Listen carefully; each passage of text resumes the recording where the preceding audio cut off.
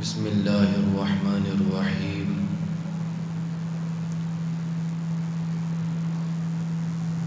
رب اشرح لی صدری ویسر لی امری واحلل عقدۃ من لسانی یفقہوا قولی الحمد للہ وحدہ والصلاة والسلام علی من لا نبی بعدہ وعلى آلہ واصحابہ الذین اوفوا وعدا اما بعد فاعوذ باللہ من الشیطان الرجیم بسم اللہ الرحمن الرحیم فمن يعمل مثقال ذرة خيرا يره ومن يعمل مثقال ذرة شرا يره صدق الله مولانا العظيم وبلغنا رسوله النبي الكريم الأمين إن الله وملائكته يصلون على النبي يا أيها الذين آمنوا صلوا عليه وسلموا تسليما الصلاة والسلام عليك يا سيدي يا رسول الله وعلى آلك وأصحابك يا سيدي يا حبيب الله مولاي صل وسلم دائما أبدا على حبيبك خير الخلق كلهم منزه عن شريك في محاسنه فجوهر الحسن فيه غير منقسم رب صل وسلم دائما أبدا على حبيبك خير الخلق كلهم اللہ تبارک و تعالی جل جلالہ وعم نوالہ وتم برہانہ وعظم شانہ وجل ذکرہ وعز اسمہ کی حمد و ثنا اور حضور سرور کائنات مفخر موجودات زینت بزم کائنات دستگیر جہاں غم گسار زماں سید سروراں حمی بے کساں قائد المرسلین خاتم النبیین احمد مجتبیٰ جناب محمد مصطفیٰ علیہ السلام کے دربار گوہربار میں ہدیہ درود و سلام عرض کرنے کے بعد نہایت ہی واجب الاحترام معزز و محتشم سامعین کرام، اللہ جل شانہ کے فضل اور توفیق سے ماہ شعبان المعظم کا یہ جمعہ ہمیں پڑھنے کی سعادت حاصل ہو رہی ہے۔ دعا ہے آج کی خطبہ میں جو سنے اللہ ہمیں اس پر عمل کرنے کی توفیق نصیب فرمائے۔ عزیزان محتشم، کائنات کے اندر اللہ کریم نے سب سے بہتر، سب سے اعلیٰ، سب سے افضل نبی مکرم شفیع معظم صلی اللہ تعالی علیہ وآلہ وسلم کی ذات اقدس کو بنایا۔ اعلیٰ حضرت امام اہل سنت رحمہ اللہ فرماتے ہیں، سب سے اولیٰ و اعلیٰ ہمارا نبی، سب سے بالا و اعلیٰ ہمارا نبی، اپنے مولا کا پیارا ہمارا نبی، دونوں عالم کا دولہ ہمارا نبی، خلق سے اولیاء، اولیاء سے رسول، سب رسولوں سے اعلیٰ ہمارا نبی، ملک کونین میں انبیاء تاجدار اور تاجداروں کا آقا ہمارا نبی، سارے اچھوں سے اچھا سمجھیے جسے، ہے اس اچھے سے اچھا ہمارا نبی، سارے اونچوں سے اونچا سمجھیے جسے، ہے اس اونچے سے اونچا ہمارا نبی۔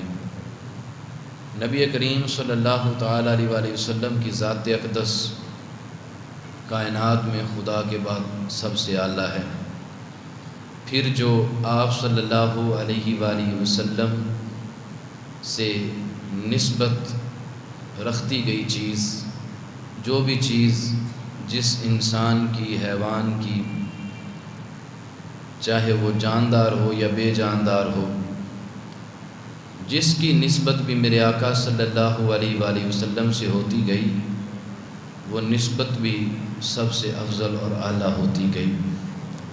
حضور علیہ السلام کا زمانہ سارے زمانوں سے اعلیٰ، حضور علیہ السلام کے صحابہ سارے نبیوں کے صحابہ سے اعلیٰ، حضور علیہ السلام کی اہل بیت پاک تمام انبیاء کی اہل بیت اطہار سے اعلیٰ، حضور علیہ السلام کے اوپر جو قرآن پاک نازل ہوا وہ ساری کتابوں سے اعلیٰ ثواب کے اعتبار سے، حضور علیہ السلام کی امت تمام امتوں سے اعلیٰ۔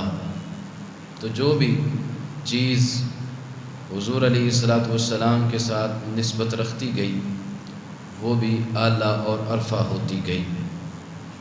اگر ہم نبی کریم صلی اللہ تعالیٰ علیہ وآلہ وسلم کی جو تعلیمات ہیں ان پر نظر ڈالیں تو پھر رحمت عالم صلی اللہ علیہ وآلہ وسلم کا اسوہ آپ کا زندگی مبارک کا نرالا انداز ہمیں سب سے اعلیٰ نظر آتا ہے۔ آپ کے اسوہ حسنہ سب سے ارفع ہیں، آپ کی خوبصورت زندگی سب سے اعلیٰ ہے، آپ کے اخلاق کریمہ جیسا کسی کا اخلاق نہیں ہے، آپ کے صدقے سب کو اخلاق ملے، آپ کے صدقے سب کو زندگی ملی، آپ کے صدقے سب کو ولایت ملی، آپ کے صدقے سب کو نبوت ملی، حتیٰ کہ جس کو جو بھی ملا میرے حضور کے قدموں کا صدقہ ملا۔ تو آج بھی جس طرح نبی کریم صلی اللہ علیہ وآلہ وسلم کی ذات سب سے اعلیٰ ہے تو آپ کی امت کی نسبت آپ کے ساتھ ہوئی تو آپ کی امت بھی سب سے اعلیٰ بن گئی۔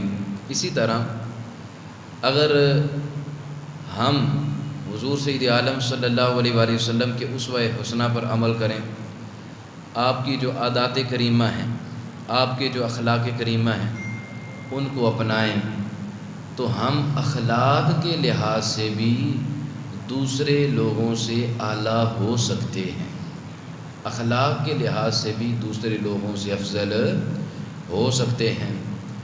خوش نصیب ہیں وہ انسان جنہیں حضور کا امتی ہونا نصیب ہوا اور انہوں نے پھر امتی ہونے کا حق ادا کیا اور انہوں نے پھر اپنا تن من دھن سب کچھ حضور کے لیے قربان کر دیا، اپنی خواہشات، اپنی آرزوئیں، اپنی امیدیں ساری حضور کے لیے قربان کر دی۔ خوش نصیب ہیں وہ انسان، اور بد نصیب ہیں وہ انسان جنہیں حضور کی غلامی کا شرف تو ملا لیکن انہوں نے غلامی کا حق ادا نہ کیا، لیکن انہوں نے حضور کی تعلیمات کو نہ اپنایا۔ جنہوں نے حضور کی تعلیمات کو اپنایا وہ معاشرے میں سب سے بہترین افراد بن گئے، اور جنہوں نے حضور علیہ السلام کی تعلیمات کو چھوڑ کر اغیار کی تعلیم کو اپنایا وہ معاشرے میں سب سے بد کردار بن گئے۔ ہمارے سامنے دو طرح کے انسان ہیں، ایک سب سے بہترین انسان ہے اور دوسرے سب سے بدترین انسان ہیں۔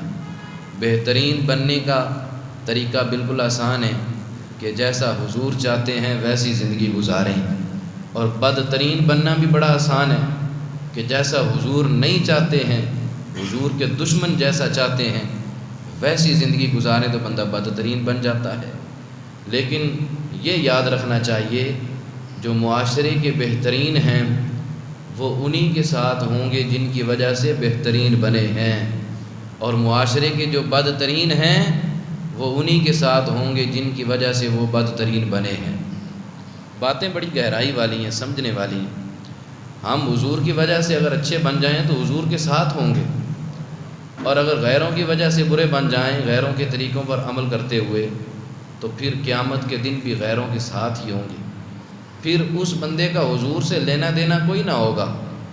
حضور علیہ السلام تو فرمائیں گے کہ تو میرا امتی ہی نہیں ہے، امتی ہوتا تو میری تعلیمات پر عمل نہ کرتا، امتی ہوتا تو میرے فرامین کو سامنے نہ رکھتا، زندگی میرے فرامین کے مطابق نہ گزارتا۔ تو بہترین اور بدترین دو طرح کے انسان ہمارے سامنے موجود ہیں۔ اب ہم نے چناؤ کرنا ہے کہ ہم آیا کہ بہترین لوگوں کا راستہ چنتے ہیں یا بدترین لوگوں کے راستے پر چلتے ہیں۔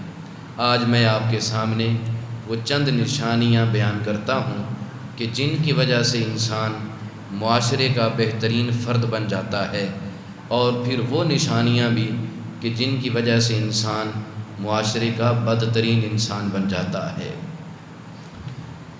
سب سے پہلی بات، عدل و انصاف کرنا، انصاف سے کام لینا، عدل سے کام لینا، نا انصافی نہ کرنا۔ ہر عقل مند انسان اس بات کو تسلیم کرتا ہے کہ چاہے وہ مسلم ہو چاہے نان مسلم ہو، مسلمان ہو یا غیر مسلم ہو، ہر طبقے میں عدل و انصاف کرنے والے انسان کو پسند کیا جاتا ہے، اور جو عدل و انصاف نہیں کرتا، ڈنڈی مارتا ہے، رشوت لیتا ہے، اپنوں کو چھوڑ دیتا ہے، غیروں پر سزا نافذ کرتا ہے، تو ایسے لوگوں سے مسلم ہی نہیں، شریعت اسلامیہ ہی نہیں صرف، بلکہ غیر مسلم بھی نفرت کرتے ہیں۔ ہر طبقے کے اندر ایسے شخص سے نفرت کی جاتی ہے جو عدل و انصاف کو چھوڑ دیتا ہے اور بے راہ روی کا شکار ہو جاتا ہے۔ جو عدل و انصاف کرنے والے ہیں ان کے بارے میں ان کی فضیلت کتنی ہے۔ حضرت ابو نعیم اصفہانی رحمۃ اللہ تعالی علیہ، آپ نے نا اسپیشل ایک کتاب لکھی، اسپیشل کن لوگوں کے موضوع پر؟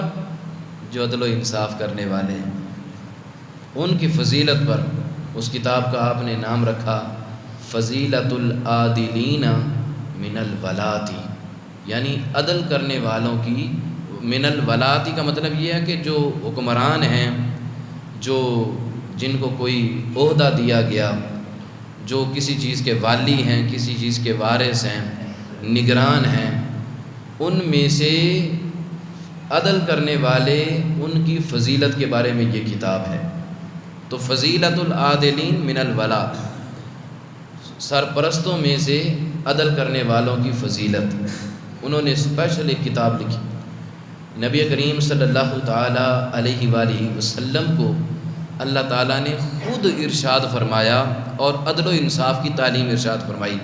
رب نے فرمایا وَإِنْ حَكَمْتَ فَاحْكُمْ بَيْنَهُمْ بِالْقِسْطِ إِنَّ اللَّهَ يُحِبُّ الْمُقْسِطِينَ۔ اے محبوب، آپ ان کے درمیان فیصلہ فرمائیں، یعنی اپنے امتیوں کے درمیان فیصلہ فرمائیں تو انصاف کے ساتھ فیصلہ فرمائیں، عدل و انصاف کریں۔ کیوں؟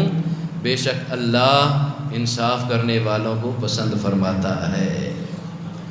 دوسری طرف عادل جو شخص ہوتا ہے اس کی فضیلت کو نبی کریم صلی اللہ تعالیٰ علیہ وآلہ وسلم نے خود بیان فرمایا کہ جس مسلمان کو کوئی عہدہ ملا، پھر اس نے عدل و انصاف سے کام لیا، نا انصافی نہ کی اور نرمی اختیار کی، تو قیامت والے دن اللہ تعالیٰ کی بارگاہ میں انبیاء کے علاوہ، انبیاء کے بعد قیامت والے دن اللہ کی بارگاہ میں سب سے زیادہ فضیلت پانے والوں میں سے وہ شخص ہوگا، یعنی جن کی سب سے زیادہ فضیلت ہوگی اس کو ایک نمایاں مقام حاصل ہوگا۔ یعنی سب دیکھیں گے، جیسے ستارے ہوتے ہیں تو ستاروں میں چاند ایک نمایاں ہوتا ہے، تو ایسے اس کو ایک نمایاں مقام حاصل ہوگا۔ اور پھر آگے دوسرے شخص کے بارے میں فرمایا کہ وَإِنَّ شَرَّ النَّاسِ مَنزِلَةً يَوْمَ الْقِيَامَةِ، جس کو کوئی مفہوم جس کا یہ ہے کہ جس کو کوئی عہدہ ملا، سرداری ملی، اور اس نے پھر ناانصافی کی، ظلم کیا، سختی کی، تو یہ بد نصیب قیامت والے دن بدترین لوگوں کی صف میں کھڑا ہوگا، بدترین لوگوں میں سے ہوگا۔ تو ایک نشانی ہمارے سامنے آ گئی ہے بہترین اور بدترین بننے کی۔ بہترین وہ ہے کہ جو عدل و انصاف سے کام لے۔ ضروری نہیں ہے بندہ ملک کا وزیر اعظم ہو اور پھر اس کے بارے میں یہ فضیلت ہے کہ اگر وہ عدل و انصاف کرے، ایک گھر کا جو فرد جو نگران ہے گھر کا، جیسے باپ گھر کا سرپرست ہوتا ہے، اگر وہ گھر میں عدل و انصاف سے کام لیتا ہے تو وہ بھی اس فضیلت کو حاصل کر سکتا ہے۔ ایک علاقے کا چیئرمین ہے، ایک علاقے کا ذمہ دار ہے، اگر وہ عدل و انصاف سے کام لیتا ہے تو وہ بھی اس فضیلت کو پا سکتا ہے۔ اور ایک گھر کا حکمران ہے، اگر وہ عدل و انصاف نہیں کرتا تو قیامت والے دن وہ بھی بدترین لوگوں کی صف میں شامل ہو سکتا ہے۔ تو آج ہم نے راستہ چننا ہے کہ ہم نے کن لوگوں کی صف میں ہونا ہے اور کن لوگوں کی صف میں ہم نے نہیں ہونا ہے۔ ایک دوسرا شخص جو سب سے بہترین جس کو کہا گیا، دیکھیں اللہ تعالیٰ جسے چاہے جتنا مال عطا فرماتا ہے۔ ضروری نہیں ہے کہ بندہ کاروبار کرے، ضروری نہیں ہے کہ بندہ بہت بڑا بزنس مین ہو تو پھر ہی اس کے پاس پیسہ ہو۔ اللہ تعالیٰ چاہے تو انسان کو گھر بیٹھے فارغ اور ویلا بیٹھے ہوئے دنیا کی ہر چیز اس کے قدموں میں ڈال دیں۔ رب اس بات پر قادر ہے، لیکن اللہ تعالیٰ نے بندوں کی آزمائش کے لیے کہ میرے بندے کیا کرتے ہیں بندوں کے ساتھ، میرے بندے جن کو میں نے عطا کیا ہے اور جن کو میں نے عطا نہیں کیا ہے ان کے ساتھ وہ کیسا رویہ اختیار کرتے ہیں۔ تو دو طرح کی کیٹاگریز بنا دی، ایک وہ جن کو اللہ تعالیٰ نے مال و دولت بہت زیادہ عطا فرمایا، اور ایک وہ کہ جن کو بہت زیادہ عطا نہیں فرمایا۔ خیر، جن کو زیادہ عطا فرمایا وہ بھی دوسروں کے محتاج ہیں کسی نہ کسی چیز میں، اور جن کو نہیں عطا فرمایا وہ بھی کسی نہ کسی چیز میں دوسروں کے محتاج ہیں۔ ہر بندہ ایک دوسرے کا محتاج ہے کسی نہ کسی معاملے میں۔ ہر بندہ ہر فن کا ماہر یا پھر ہر کام اس کو آتا ہو یا دنیا کی ہر چیز اس کے پاس ہو، ایسا نہیں ہوتا۔ کسی کے پاس ایک ہنر ہے تو دوسرا ہنر اس کے پاس نہیں ہوگا، وہ دوسرے ہنر کے لیے دوسری چیز کے لیے کسی دوسرے شخص کا محتاج ہوگا۔ تو یہ آزمائش کے لیے ہے، لیکن اب اس میں بہترین بندے کا چناؤ ہم نے کرنا ہے کہ رب تعالیٰ نے اس مخلوق کے اندر جب درجے بنا دیے، مرتبے بنا دیے، کسی کو زیادہ کسی کو کم دے دیا، ایک دوسرے کا محتاج کر دیا سب کو، تو اس میں بہترین فرد کون سا ہے؟ بہترین یعنی ہمارے موضوع کے مطابق ہمیں بات کہاں سے مل سکتی ہے؟ تو فرمایا کہ بہترین وہ ہے، نبی کریم صلی اللہ تعالیٰ علیہ وآلہ وسلم کے ارشاد پاک کا مفہوم مبارک ہے کہ بہترین شخص وہ ہے جس کی ذات سے دوسروں کو نفع پہنچتا ہے، جس کی ذات سے دوسرے لوگ نفع اٹھاتے ہیں، یہ بہترین شخص ہے۔ اور پھر یہ پوری ایک حدیث پاک ہے کہ لوگوں کو بہت زیادہ نفع پہنچانے والا اللہ تعالیٰ کے محبوب ترین بندوں میں سے ایک ہے۔ اور پھر فرمایا سب سے پیارا عمل یہ ہے، فرائض و واجبات کے بعد سب سے خوبصورت عمل یہ ہے کہ تو کسی مسلمان کا دل خوش کر دے، یا اس کی پریشانی کو دور کر دے، یا اس کا قرض تو ادا کر دے، یا اس کی تو بھوک کو دور کر دے۔ اپنے مسلمان بھائی کے ساتھ اس کی ضرورت کو پورا کرنے کے لیے جانا، میرے حضور نے فرمایا یہ مجھے اتنا پسندیدہ عمل لگتا ہے، اور اس کی فضیلت اتنی ہے کہ مسجد نبوی شریف کے اندر جہاں ایک نیکی 50,000 نیکیوں کے برابر سمجھی جاتی ہے، مسجد نبوی شریف کے اندر ایک مہینے کا اعتکاف کرنے سے بھی افضل عمل یہ ہے کہ کسی کے ساتھ اس کی ضرورت کو پورا کرنے کے لیے چلے جانا۔ کتنا پیارا عمل ہے کسی کی ضرورت کو پورا کرنا، کسی کے کام آنا، اور اللہ کی رضا کے لیے۔ یہ نہیں کہ آج میں اس کے کام آؤں گا تو یہ کل میرے کام آئے گا، یہ تو پھر دکھاوا ہو گیا۔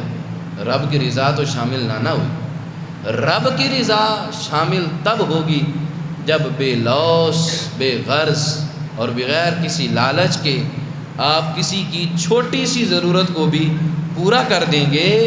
تو ایک بندہ یہاں سے ویزا لے کر ٹکٹ لے کر مسجد نبوی شریف میں 1 مہینہ اعتکاف بیٹھتا ہے، اور آپ نے یہاں بیٹھ کر ایک مسلمان کی ضرورت کو اللہ کی رضا کے لیے پورا کر دیا ہے تو اس ایک مہینہ اعتکاف بیٹھنے والے سے اعلیٰ اور افضل عمل آپ نے کر لیا ہے، اور اللہ اس کے ثواب سے زیادہ آپ کو یہاں رہ کر ثواب عطا فرمائے گا۔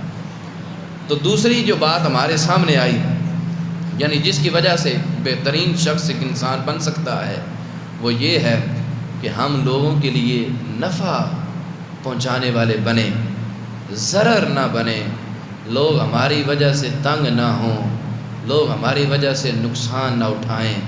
اور یار چلو کم از کم کسی کے لیے نفع نہیں بن سکتے تو نقصان بھی تو نہ بنے، کسی کے لیے نفع کے باعث اور خوشی کا باعث نہیں بن سکتے تو کسی کے لیے غم کا باعث بھی تو نہ بنے۔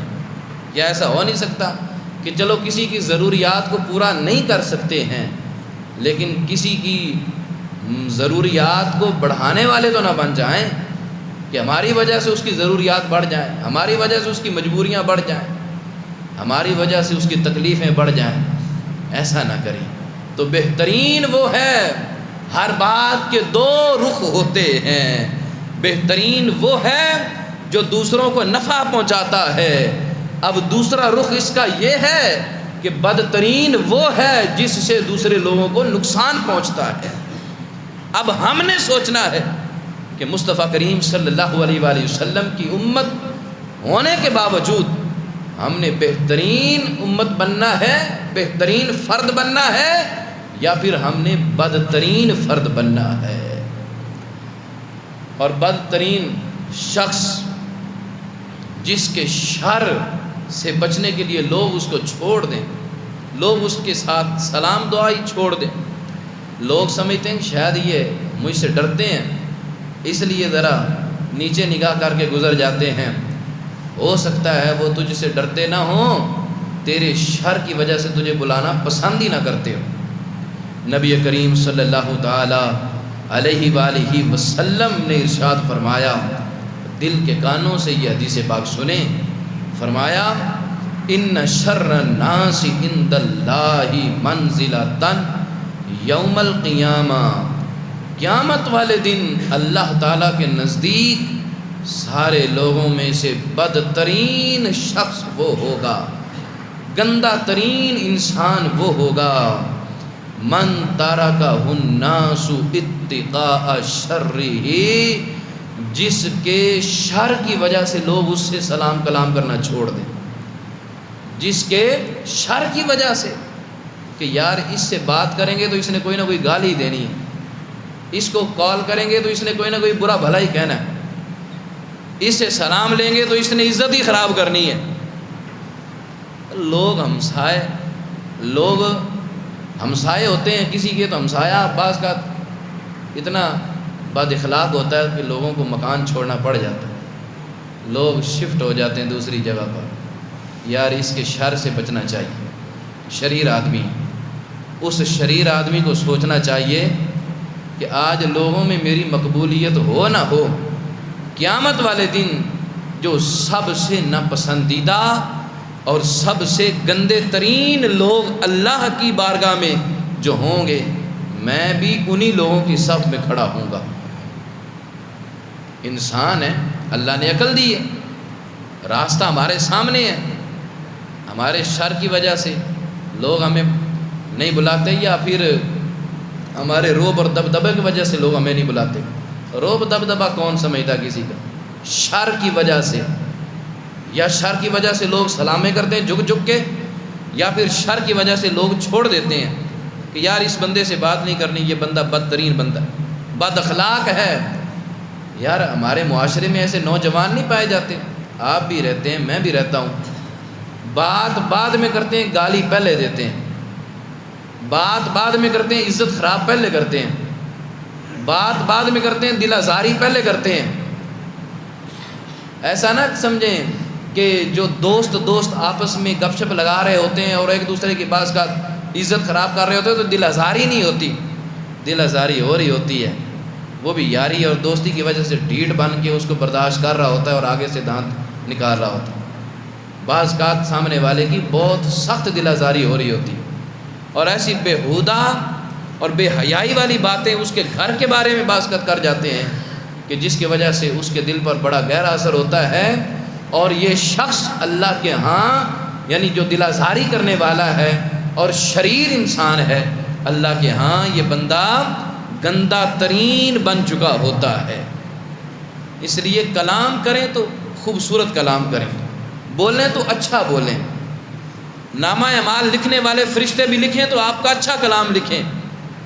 اور یار جو بولتے ہیں لکھا جاتا ہے، قیامت والے دن سب کے سامنے وہ پڑھ کے سنانا پڑے گا، وہاں پر ماں بہن کی گالیاں بھی ہوں گی، وہاں پر لوگوں کی عزتیں بھی خراب کی ہوں گی، لوگوں کو دھمکیاں بھی دی ہوں گی، لوگوں کے پیسے ہڑپ کیے ہوں گے، اور بعد میں کہا ہوگا جو ہوتا ہے کر لو، نہیں دینے پیسے، یہ بھی کیا ہوگا۔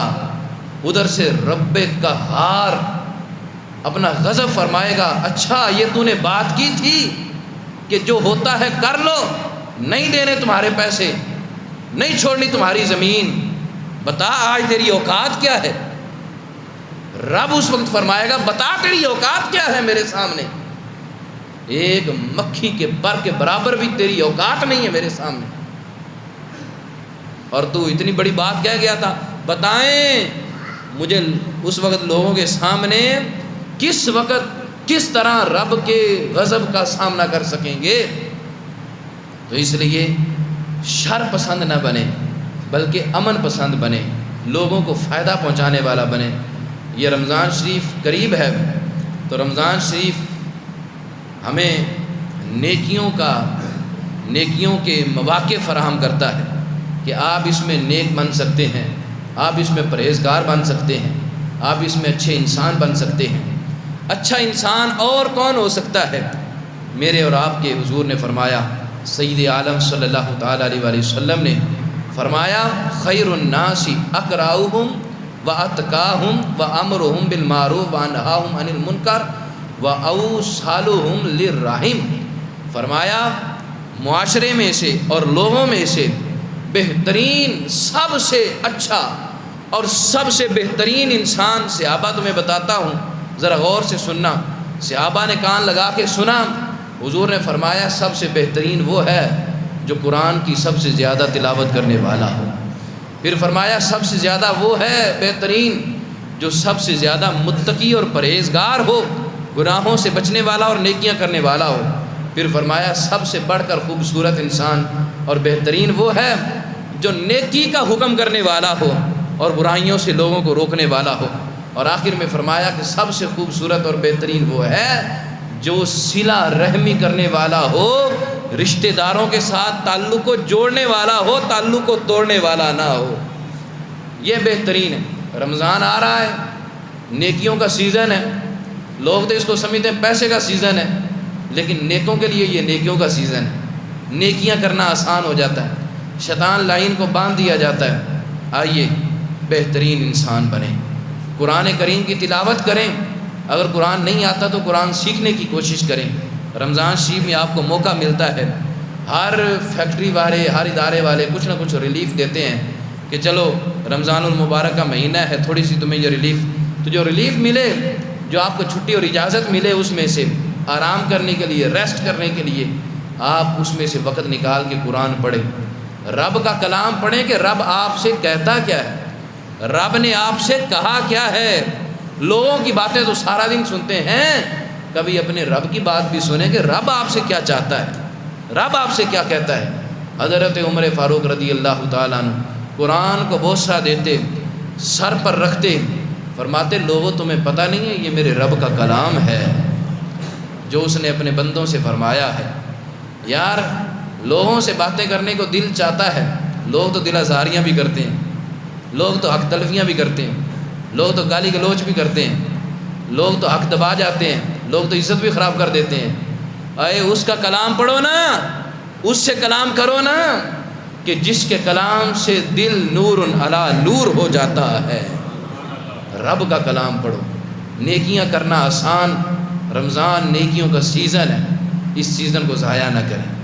دوسری نشانی حضور نے فرمایا بہترین وہ متقی و پرہیزگار ہو۔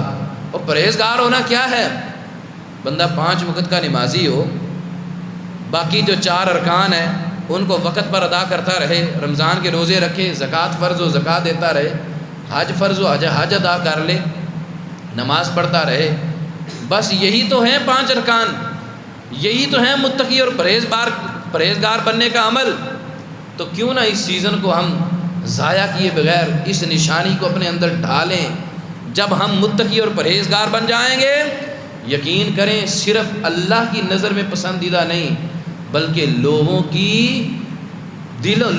کے دلوں میں بھی اللہ آپ کی محبت کو ڈال دے گا.